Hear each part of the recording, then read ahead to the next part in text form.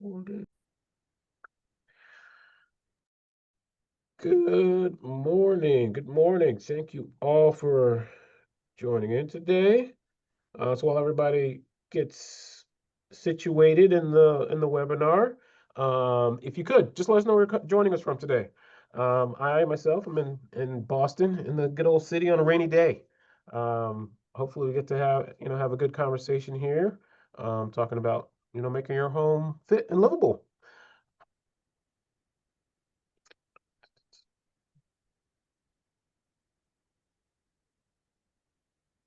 Hmm.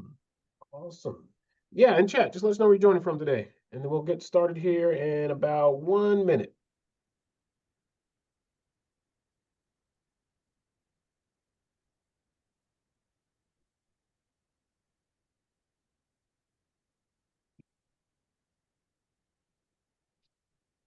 Bolton, there we go. Berkshire County. We got some, wow, Western Mass. I love it. I love seeing it. Thank you all for sharing. So, like I said, we'll go ahead and get started. My name is Antron Watson. I work here with AARP Massachusetts. I'm the age-friendly director here, and on occasion, we like to host webinars that focus on the issues that matter most to folks like yourselves and people in the community. Today, as you all know, we're really talking about how to stay safe in your home and modify your home so that you are able to live safely and stay in your home as long as you choose. And today I am actually joined by one of our wonderful volunteers, Alexis Morin, who is part of our Speakers Bureau and is an occupational therapist, who's really going to lead us to this conversation today. I just want to remind folks, if you have questions throughout the session, please use the Q&A feature along the bottom of your screen, just so we can make sure we're answering everybody, and I don't lose track. But as Alexis is going on, please feel free to use chat. Comment.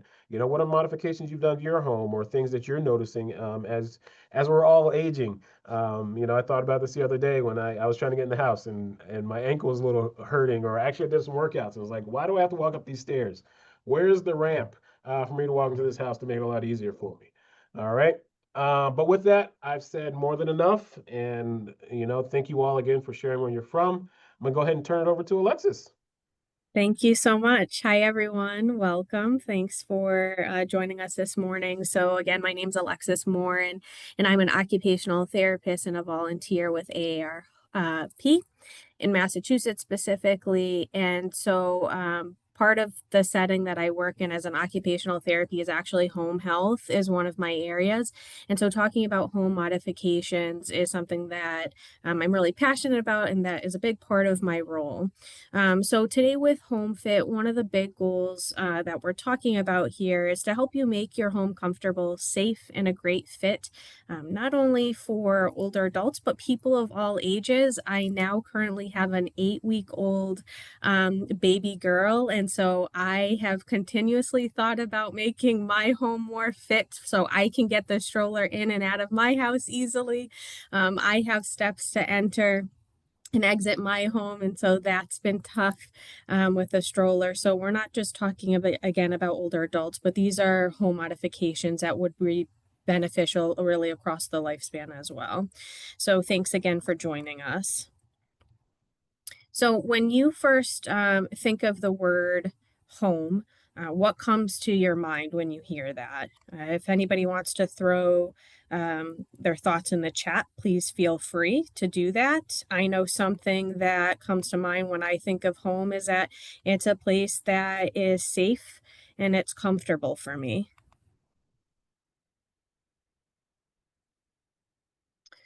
So some of the goals for today in this workshop is to discuss some key home modifications. And so hopefully you'll be able to take away one or two key aspects that you might be able to do to your home.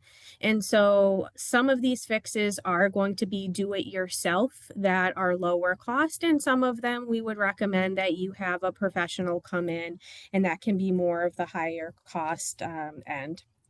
And so there will be some resources at the end as well that will be talked about in terms of resources for some of those higher cost upgrades. And so, again, the goal here is to make your space more livable and safer so you can continue to age in place in your home, right? Because there's nowhere like home. Um, we don't want to leave our home if we don't have to. So, universal design is something that I just kind of started talking about. A lot of the modifications that we'll be going through today have to do with universal design. And so, what that means is that these modifications are beneficial just not for the older adult, but for somebody who is also a young adult. The example that I gave with my newborn and having some of those home modifications will help me enter and exit the home, and some of the examples Antron actually gave as well. So universal design means it's beneficial for all. And so you'll see a lot of those modifications there are going to fall under there. And so we're going to talk about the entrance, the exits, the bathroom area. I will touch very, very briefly upon the kitchen area as well. And we'll talk a little bit more about some of those modifications you can make. So even the smallest of changes can make big differences. So you'll see here that there's a nightlight in this picture. And so something as simple as this can really help prevent a fall and can help prevent you from having to receive higher level of care. So we know that the costs of being an assisted living facility or a skilled nursing facility, having a home health aide can be very expensive.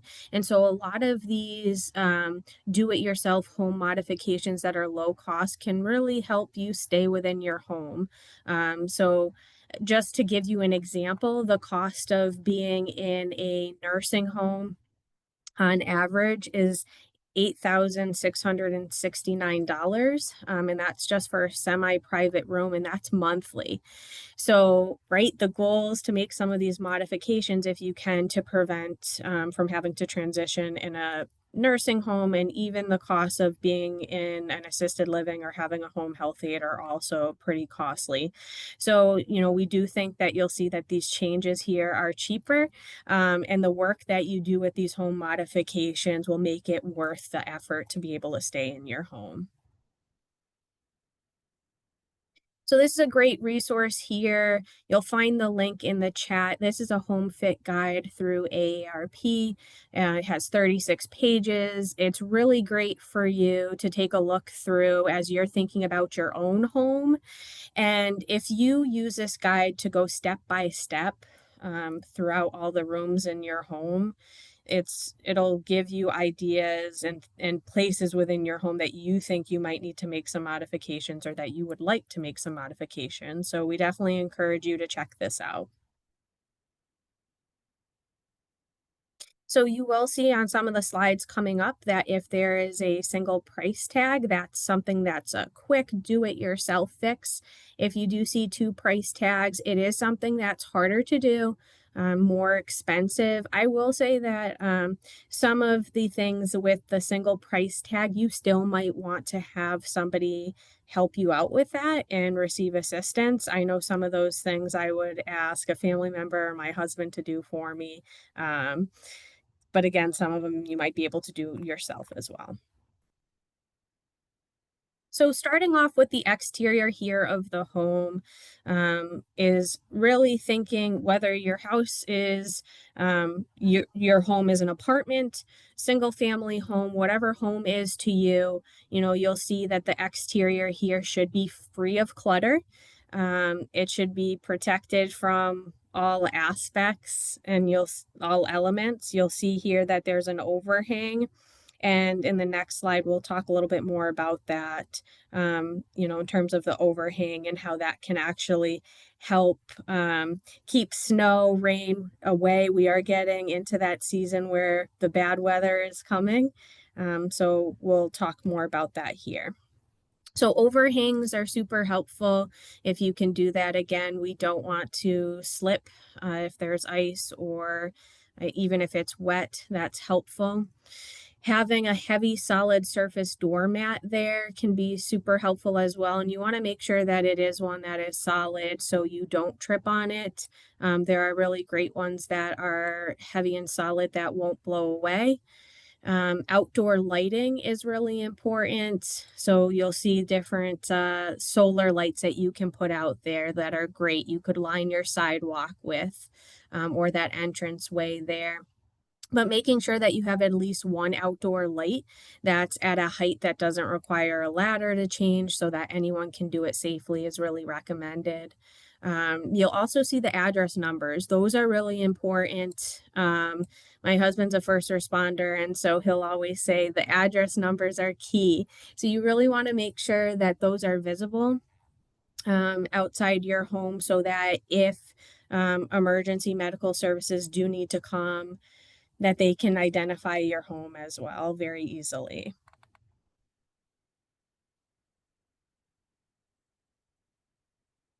So I kind of started talking about the overhang on the previous slide, but again, it protects from different elements of the rain, snow, etc.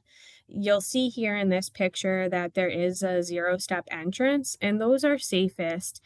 When I was explaining about my own home with stairs and steps and me trying to bring the stroller in and out of the home, this is something that would be beneficial for me and is really beneficial for all ages and not just somebody that uses a walker or has a wheelchair or a rollator. So these are the safest because they're accessible to all, no matter the age or the ability. And so, the doorways as well, something to keep in mind. Ideally should be between 32 and 36 inches, that doorway width. And it's really more so ideal to have it at that 36 inches for a wheelchair to be able to safely and comfortably pass through. And the ideal height of a doorway here should be about 80 inches. Something for you to keep in mind as well. And so you'll see that some of these, there's two price tags here, can be more costly, and that you'd want a contractor to help with since this is considered more harder to do's.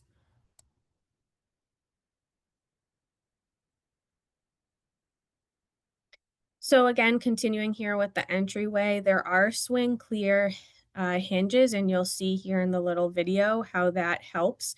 So they really expand the width of a door up to 38 inches, and that makes the door opening as wide as possible. And so if you are somebody that a wheelchair needs to be able to fit through, or even a walker, or in general, even just having the wider space to be able to have more room when carrying in groceries or items from the store and having that extra space is more comfortable, this could be a good option for you. So there is the single price tag here. However, this is an example of something that I would have my husband do or somebody else. So you might want to think about also potentially getting help from a professional contractor if this is something you feel like you wouldn't necessarily be able to do.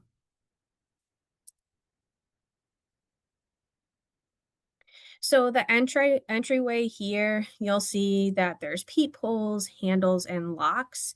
So peepholes can help homeowners see who's outside before opening the door. There are also, high tech recommendations as well out there now in terms of different types of doorbells that you can now see on your phone who's out there through a camera. Those are something that are a bit more costly that you could get at your local big box store as well.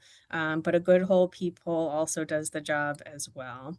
A lever style handle that you'll see here, it's much easier to turn than a doorknob or a thumb latch handle. If you're somebody that has arthritis or difficulty with hand strength, these are great because you could actually use your forearm or even your elbow to open the door using that type of lever style door handle. A doorknob lock isn't necessarily the best choice for an exterior door. It can be too easy to accidentally lock yourself out, and that can be a safety concern. So, a key door lock should be separate from the door handle. A deadbolt lock, as well, is a strong device for also securing a door, and something for you to consider and to think about. You'll also see the swing bar or chain lock here that can be installed. And that really allows a person inside the home to open the door a few inches while keeping the door relatively secured. So continuing with the exterior, so these are walker steps that you'll see here. And what that means is they're modified to have deep treads and short risers. So somebody can fit their walker or even safely a cane going up and down these stairs here. And so the stairs should be well lit within the home. You'll see that there's no clutter here. So that's important as well. That's free of clutter, and there's railings on both sides. A lot of times we think having a railing on one side is good enough, but you really want to have the railing on both sides if, possible there. Um, and so making sure that you're also keeping the steps clear if the steps are, going to be exposed outside to rain and snow, keeping them clear and free. So talking about ramps, if putting steps is not an option, there are various types of ramps that you can choose from and that have different costs associated with it. And so you'll see the different options here. I do want to mention for ramps that, for every 1 inch of rise, of vertical rise, the ramp has to have 12 inches of horizontal length. And that's how the length of ramps is determined.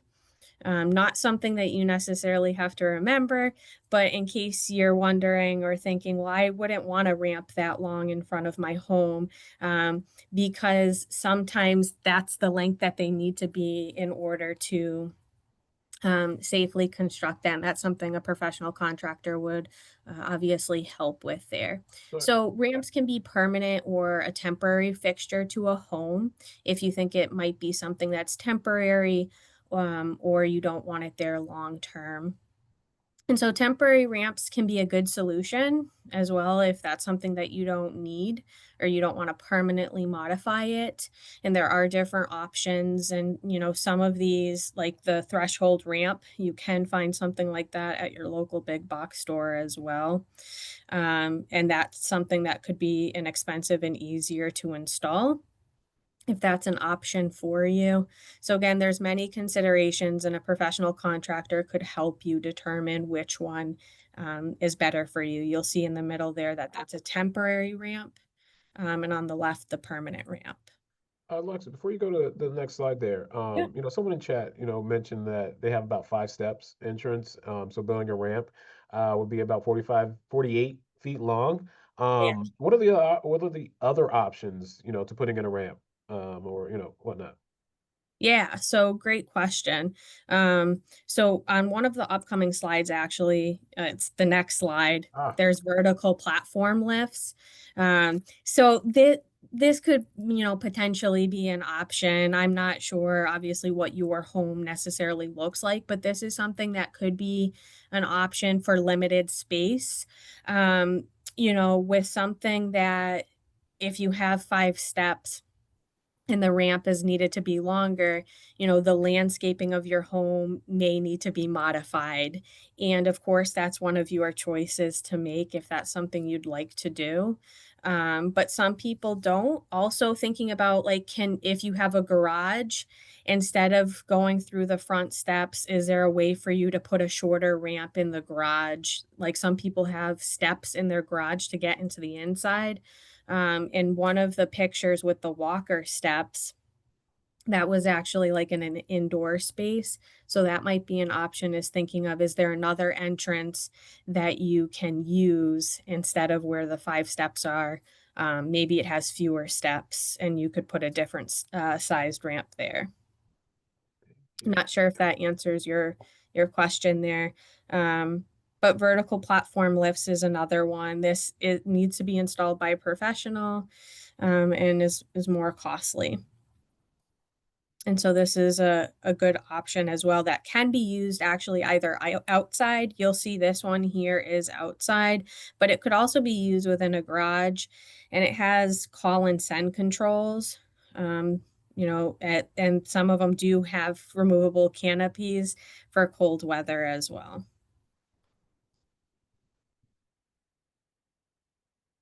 So, just briefly talking about the kitchen here, because it is the heart of the home, I do want to make sure that I just go over a couple modifications that you could make here regarding the kitchen.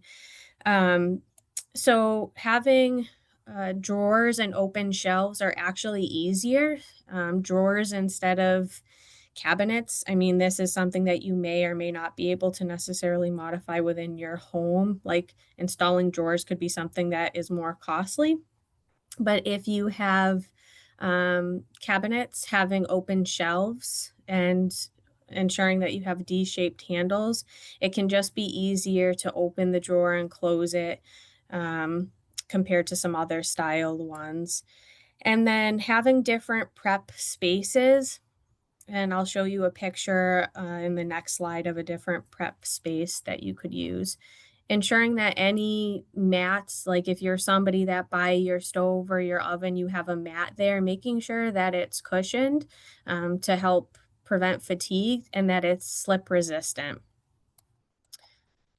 So in this slide here, you'll see, some different harder to-dos and modifications for the kitchen, but this is an example of an alternative prep space. You could just pull out the drawer and you'll see the stool there. So you could pull up a stool or a chair and sit down while doing any preparation for meals. So that's great. Having lower cabinets and even storing anything that you commonly use on the countertops of the kitchen, it can just be easier.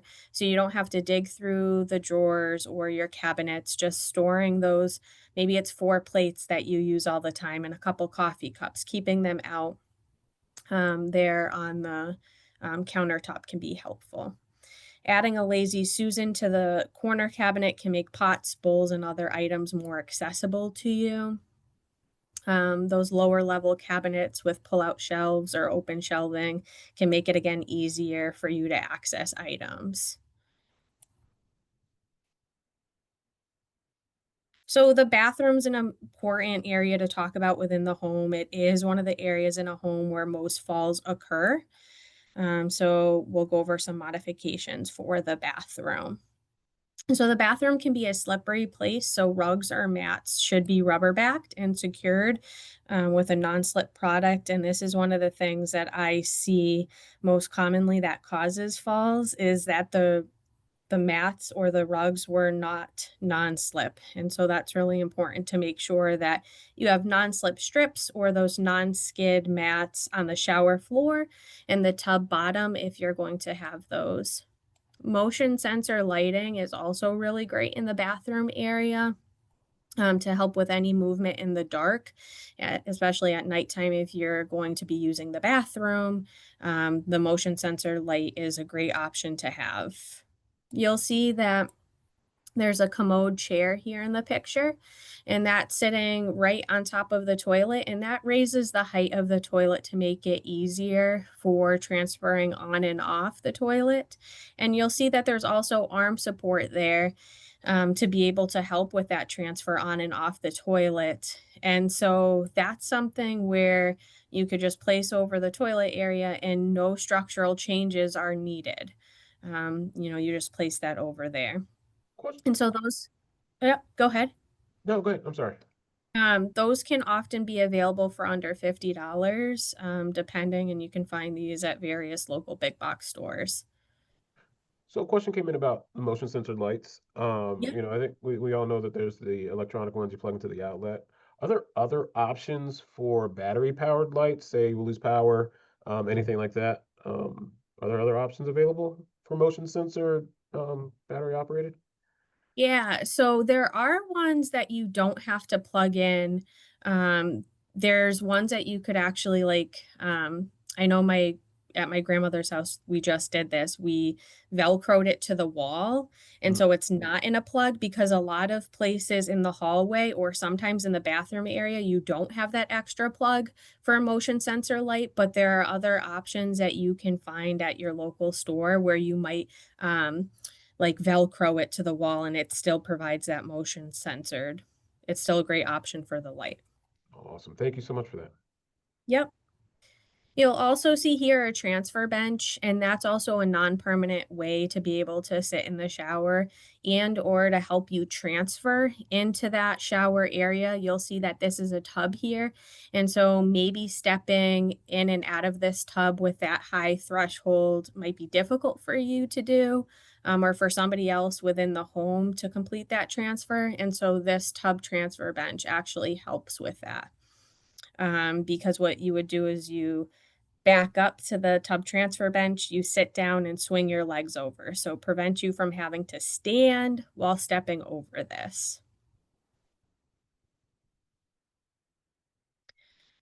These are also some harder to-dos here. Comfort height toilets are recommended. They're easier to transfer on and off of compared to toilets that are of lower height.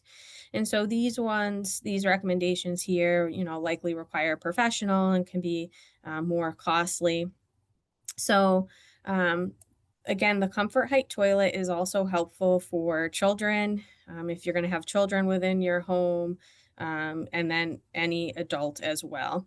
And so, one solution is to have a bathroom with a regular toilet and another with a comfort height toilet if possible.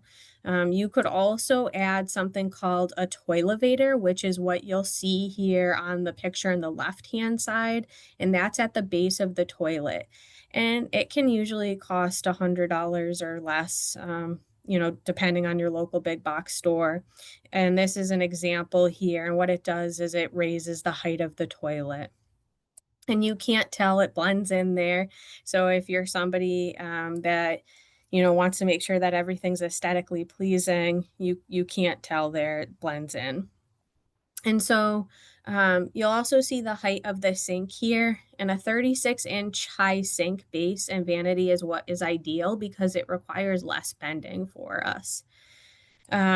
Having a wide doorless shower with a zero step entry is also something that's recommended. You'll see an option of that here in this slide. And so that's more accessible, being able to step in there and step out.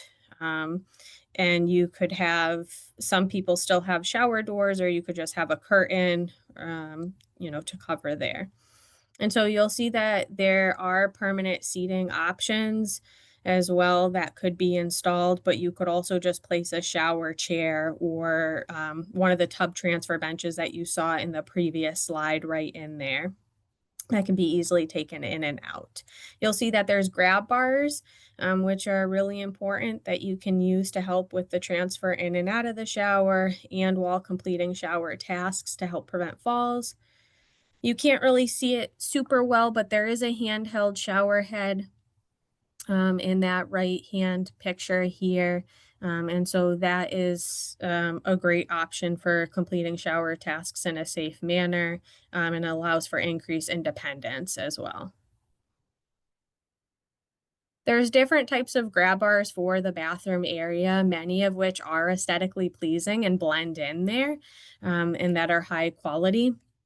So you'll see the ones with the green check marks are the ones that are recommended, and those with X's are, typically not recommended and can cause actually somebody to fall because they're not very sturdy. So this is something that a professional contractor would want to help with to make sure that it's installed appropriately within the studs of a wall. That way, when you put your weight on that grab bar, that it's really staying in there and not being pulled off. That's something that I've seen really commonly is grab bars not installed appropriately, or some of the ones with the X's here being used and then those causing falls.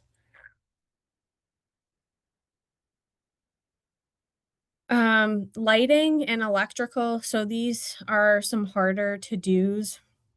But I thought it was important to kind of talk about here. You'll see the different types of switches, and ideally, there should be switches at both ends of the hallways, at the top and the bottom of your stairs. Light switches that glow that you'll see here in the photo can be especially helpful in those dark areas, particularly too at night. Rocker style switches that you'll see pictured here on the left make turning lights on and off really easy. And then dimmer switches also allow you to adjust the level of the light on as needed basis. And so that's a great recommendation too, something you can think about. Adding some lighting to your walls, you'll see that in the photo all the way to the right, can also be helpful and can help you give that extra lighting with getting in and out of bed as well. Before I kind of talk about next steps, just want to make sure, Antron, there's no questions about anything I think you're all set. else. Okay. So some things to think about with next steps is choosing a quick fix that you can tackle within the next 3 months. So there was a lot in this short presentation here, and certainly more that we could continue to have conversations about. But thinking about one quick fix that you could do to make your home safer and comfortable is a great way to start, making your home fit for you. And using that home fit guide as well can be really helpful. So these are some more AARP resources for you that you can check out. Those links will be there for you in the chat. There is a home fit app as well, and then you can go on the AARP website, your home, to find out more information. These Danny? are some, yep, state resources that Antron, we'll be kind of talking about. I don't know if you wanted to talk about this slide in the Yeah, next one. I can talk about this one real quickly. So as you think about, resources, I think a question that actually did just come in a little late about, some of the night the other the double the more expensive projects that really require a lot more um, attention or more professional efforts. There are state resources that will help with that, but we also want to make sure folks are aware. If you're a renter, there is a law about reasonable accommodations that really allows for renters to also request modifications be done to their space. That really allows them to continue to live in their dwelling.